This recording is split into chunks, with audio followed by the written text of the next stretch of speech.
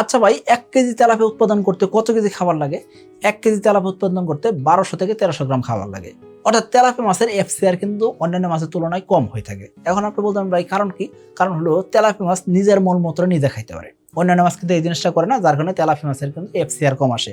অর্থাৎ food conversion রেশিওটা কম হয়। এখন পুকুরের পরিবেশ যদি ভালো না হয় সেক্ষেত্রে কিন্তু এফসিআরটা বাড়তে পারে। আবার আপনার পোনার জাত যদি ভালো না হয় সেক্ষেত্রে কিন্তু এই রেজাল্ট নাও পাইতে পারেন। তার মানে আপনার পুকুরের পরিবেশ যেরকম ভালো রাখতে হবে, ঘনত্ব যেরকম সঠিক রাখতে হবে, অন্যদিকে আপনাকে কি করতে হবে? অবশ্যই সঠিক জাতের মাছ দিয়ে আপনাকে চাষ করতে হবে।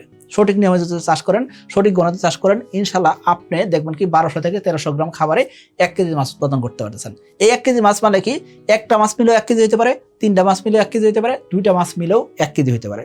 যে কোনো সাইজের ১ কেজি মাছ উৎপাদন করতে তেলাপিয়ার ক্ষেত্রে ১২০০ থেকে ১৩০০ গ্রাম খাবার লাগে, যদি আপনার পুকুর ব্যবস্থাপনা সঠিক দিয়ে মাছ চাষটা সঠিক পদ্ধতিতে চাষ করতে পারেন। আমাদের অসংখ্য এসে তেলাপিয়া চাষি এরকমভাবে চাষ করতেছেন। আপনি চাইলে কিন্তু আমাদের এসে তেলাপিয়ার খামারে ভিডিও দেখতে পারেন। ভিডিও দেখার পর আপনি সিদ্ধান্ত নেবেন আপনি এসে তেলাপিয়া চাষ করবেন কি করবেন না।